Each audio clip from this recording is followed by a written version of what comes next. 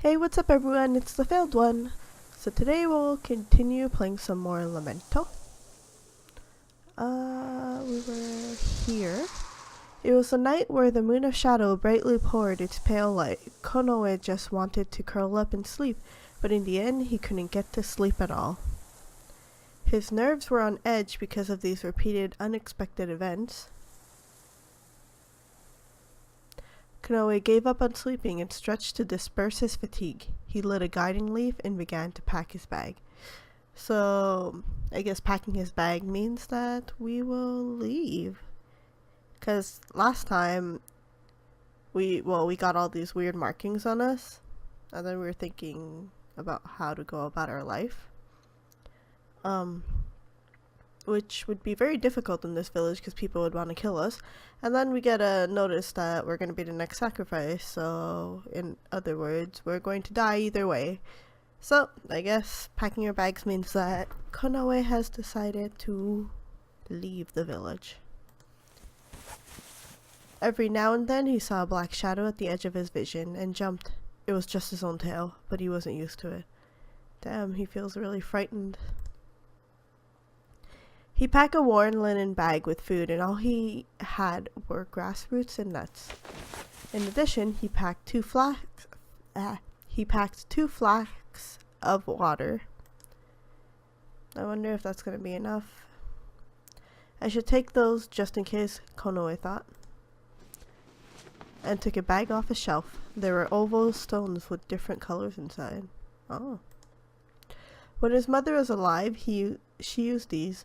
They were what Sisa used as currency. I see. So he's taking money along, too. He had only spent a little money so far, mostly for expendable supplies. However, he'd need it when he went to the town. A folded paper was also in the bag. It had several short words written on it. His mother told him they were lyrics.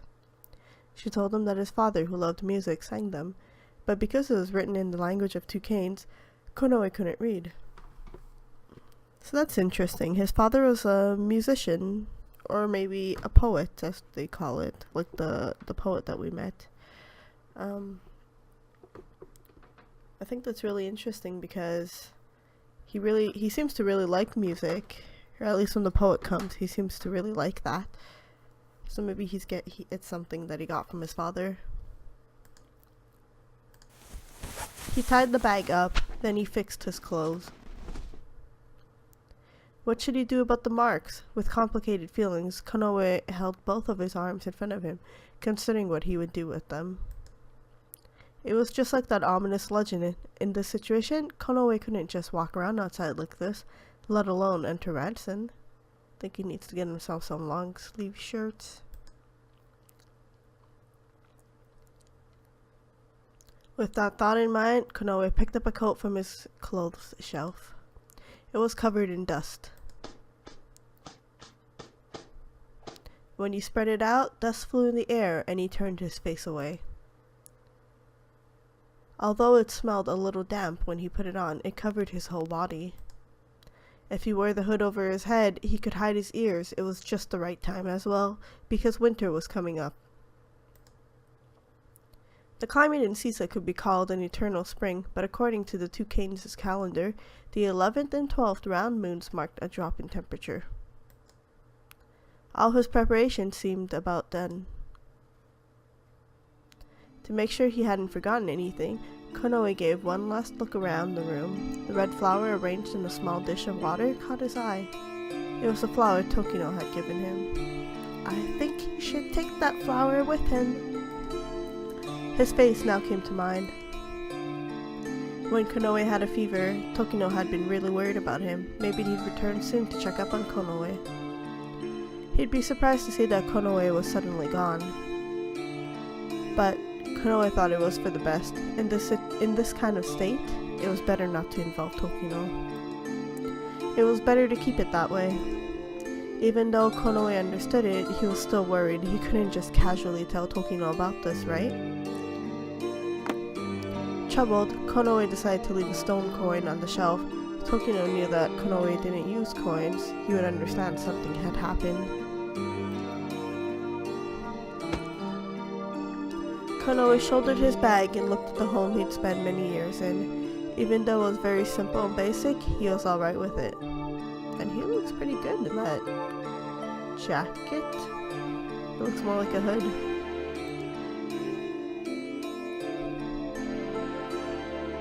Finally, he picked up the guiding leaf which was floating in the small dish. After staring at the warm, pulsing light for a while, Konoe slowly opened the door and headed out.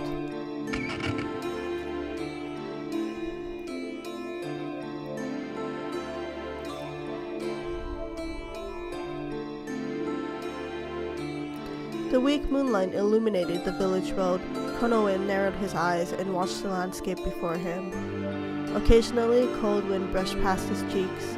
The scent of the soil, wind, and forest. One would think it would be the same everywhere, but it wasn't.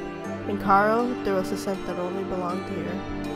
Especially if you're a cat, I'm pretty sure like they sense it or smell it even more better than people. He needed to leave the village quickly, something he had always thought about doing. However, Konoe was surprised at how he hesitated now. Perhaps it was because this was the village where he was born and raised. The feelings from all the time he spent here were engraved into him one by one. He didn't need to look anymore. Closing his eyes to burn the memory into his mind, Konoe headed to the entrance of the village.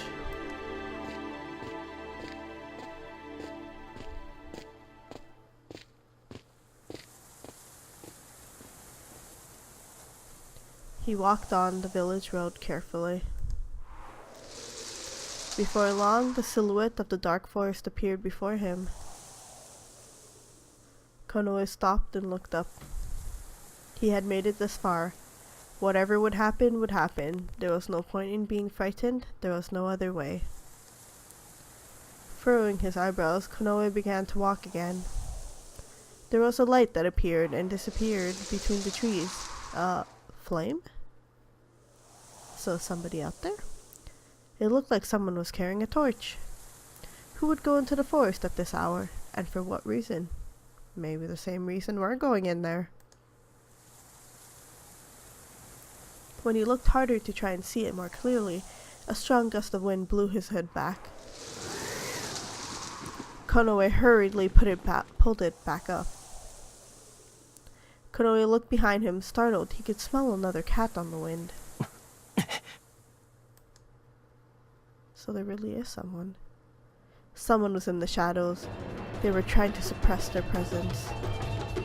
He'd been preoccupied with the suspicious flame flickering in the forest and hadn't noticed them. Two glimmering eyes stared right at Konoe. The cat stood up slowly and uttered a low growl.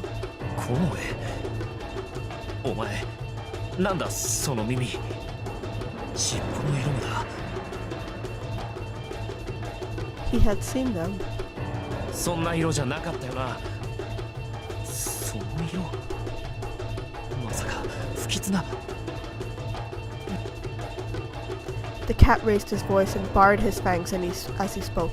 It was the worst situation. He had to avoid fighting. If the other cat made the situation worse and more cats gathered, Konoe wouldn't be able to escape in this case. Konoe suddenly turned around and dashed towards the forest. Konoe heard footsteps coming after him, but he didn't look back and kept running. The cat wouldn't chase him into the forest. Konoe rushed and leapt into the forest.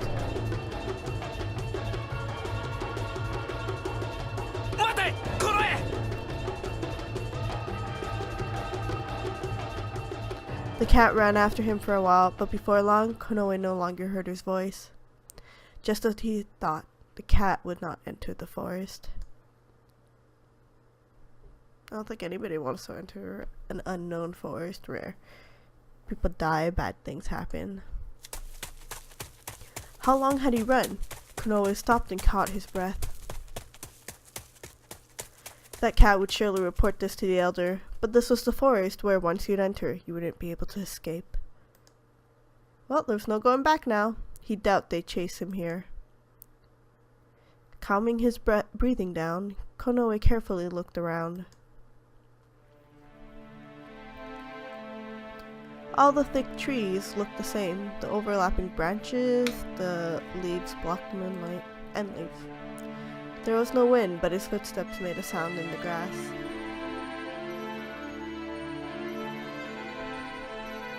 It was so different from the rumors. It was really a strange forest.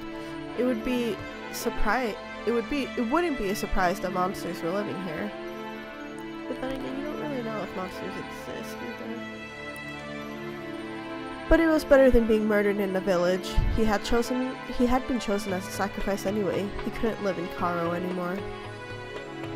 In any case, Konoe had to get through this forest. It was easier said than done, but he had no plans of dying here.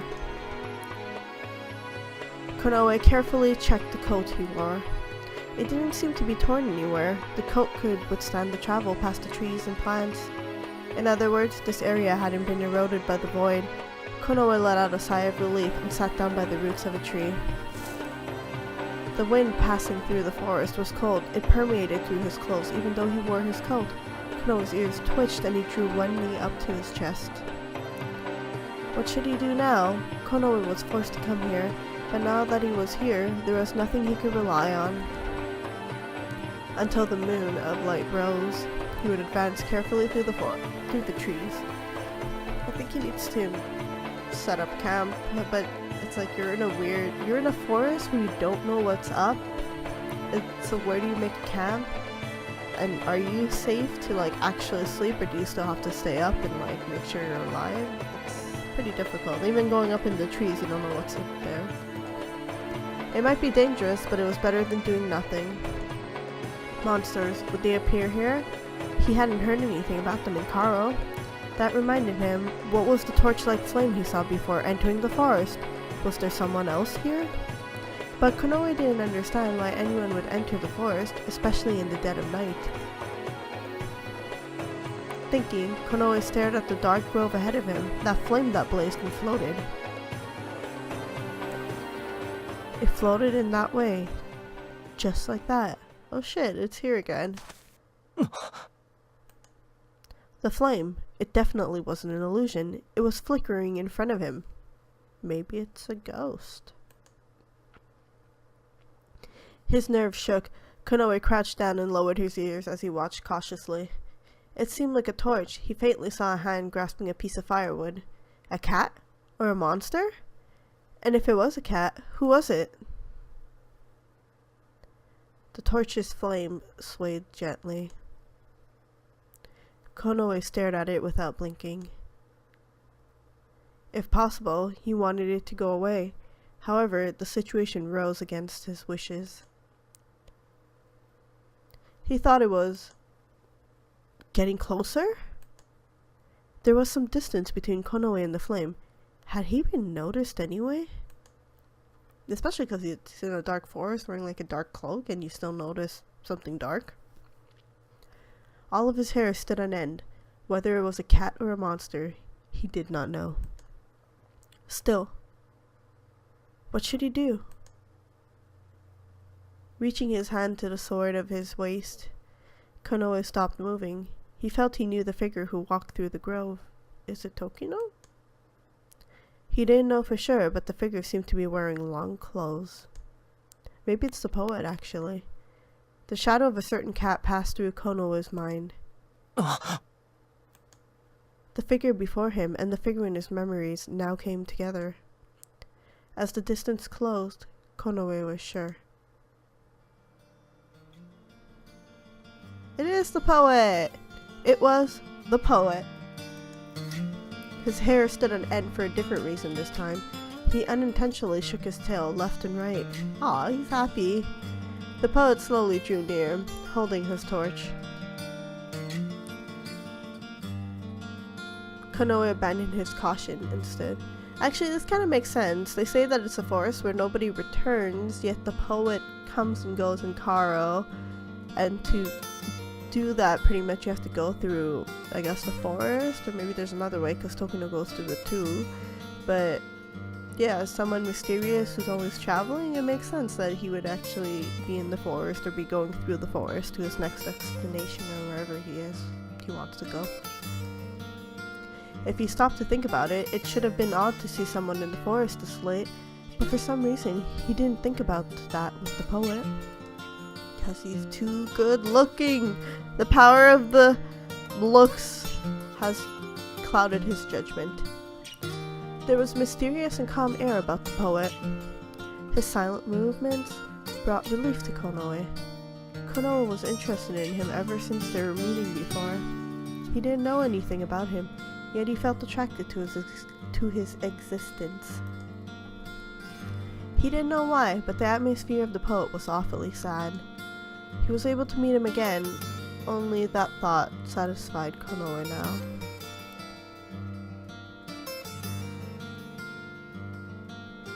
When Konoe approached him, the poet stopped and put his musical instrument on the ground. The forest rustled. All fell silent in the forest around the poet.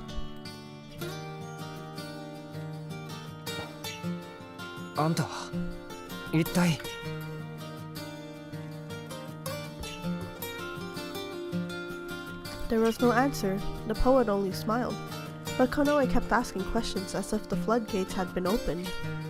どうして森にどうしてここに俺がいることが分かったんだ偶然なのかあんたは何者なんだ There was no answer. Konoe couldn't see the eyes behind the hood very well because of the shadows, but he felt the poet was staring at him. This is a very mysterious guy, really. The poet turned to look back to the forest behind him and made an unhurried gesture. 何 The poet nodded silently. 何かあるのかその Oops. The poet turned his back on Konoe and gazed at the sky. His long clothes fluttered steadily. Feeling like he was looking at a dream, Konoe squinted. A cat who didn't speak and only sang, but he behaved like his songs were all he needed. It really was mysterious. It really is. The poet looked over his shoulder again. Their eyes met briefly. Konoe didn't understand, but he certainly felt it. Before he could ask, the poet turned his face away and began to walk. Was Konoe supposed to follow him? I think that would be our best bet. Was it alright if he followed? Konoe was confused and the poet kept walking on. Why should he hesitate? He was alone after all. Maybe the poet wasn't an enemy Konoe had to avoid. He decided to follow him. Konoe stared at the poet's back in front of him and began to walk through the thick, dense forest.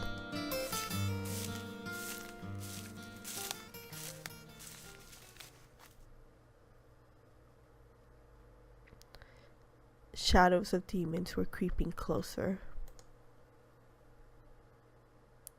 As Konoe looked at the shaking branches and leaves of the trees, he thought of such things. The forest was really dark, the smell of grass was unpleasant, the humidity clung to his fur uncomfortably. Konoe followed closely after the poet so as not to lose sight of him and his torch.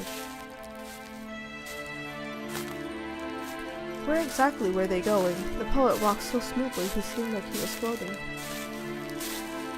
A strange cry sounded somewhere. The whole forest hushed and watched Konoe. Meanwhile, the poet was his only guide.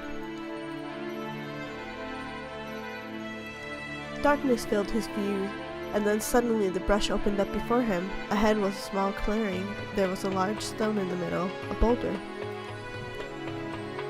When the poet reached the side of the boulder, he looked at Konoe as if to beckon him over.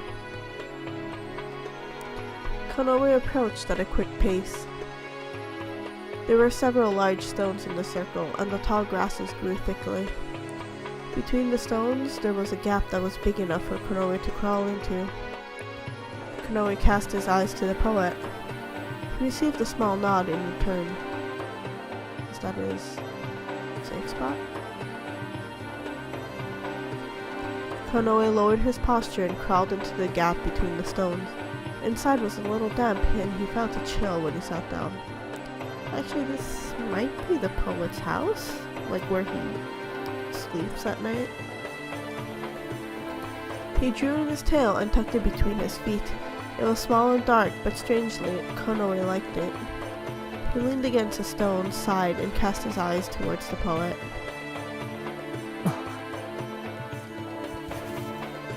Konoe stretched his body and looked around.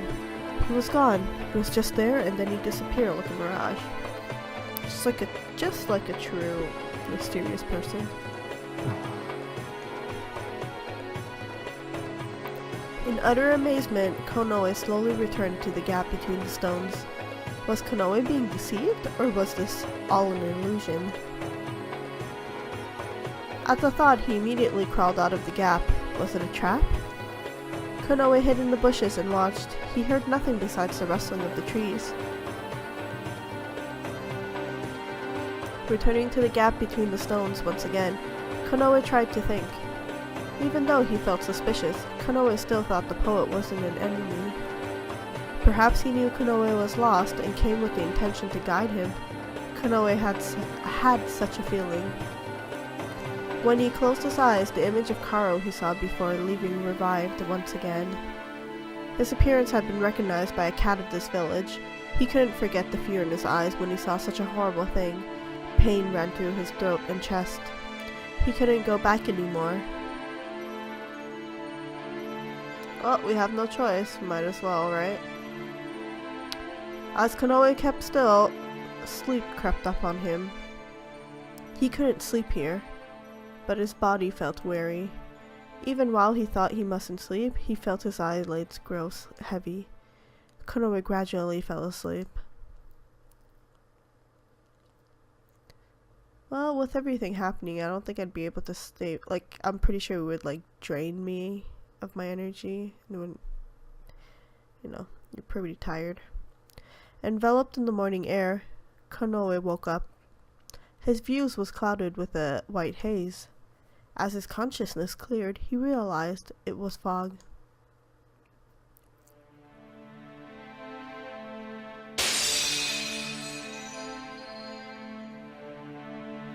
Forest of Illusion, Lost in the Forest.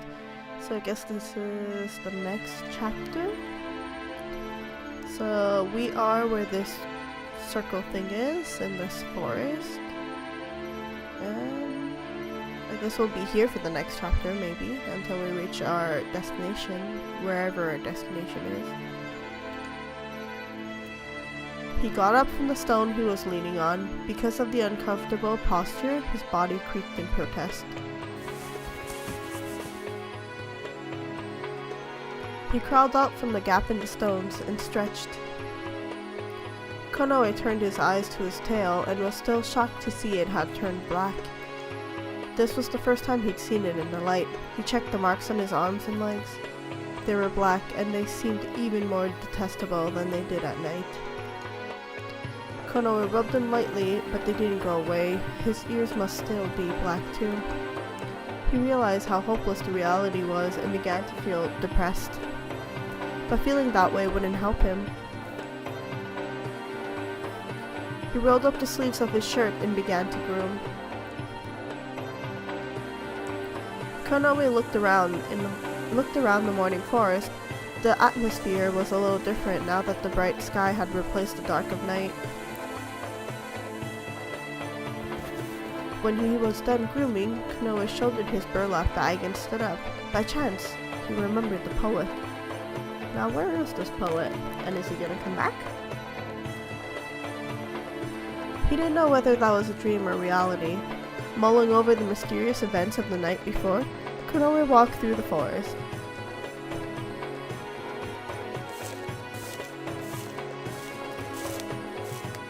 Even though it was morning in the forest, he couldn't let his guard down. He had to watch out for the void above all else. Konoe scratched at the trunks of the trees as he walked. I guess he's marking his path so we don't get lost. While he confirmed the position of the moon of light, Konoe carefully traversed the forest.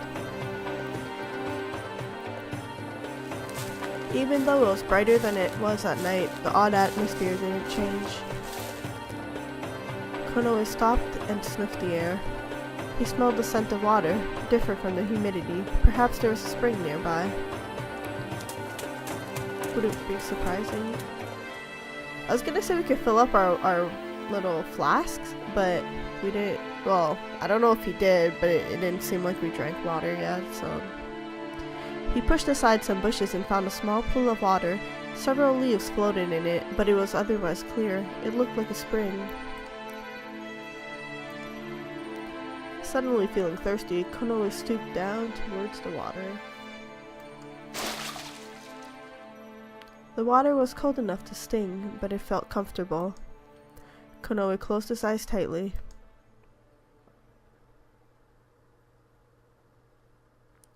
He lifted his face up, water sprayed in the light. After shaking his head several times, he lapped the water with his tongue. The coldness on his face was sweet. When he was done, Konoe wiped his face with the hem of his coat. He tossed out the water in his flask and refilled them with fresh water. After having a drink, Konoe felt rejuvenated. When he stood, Konoe caught something glittering from the corner of his eye. He squinted. Something like a bracelet lay on the root of a tree. It was well polished and reflected light. Had someone dropped it? In a place like this? The shiny bracelet seemed awfully pretty, and Konoe reached out for it. I don't know if he should touch it. Yeah. It was an act of simple curiosity, but as soon as his fingertips touched the bracelet, Konoe felt a shock. And I think I'm gonna leave it here for today. We got to see, I guess, the first night of our journey. Konoe made the decision to leave. And I'm not sure where we're going exactly. But we met the poet. We got started on our journey. So next episode, I guess we'll be continuing our journey and find out what is this bracelet and why did we feel like a shock or something. So I will see you guys next time. Bye!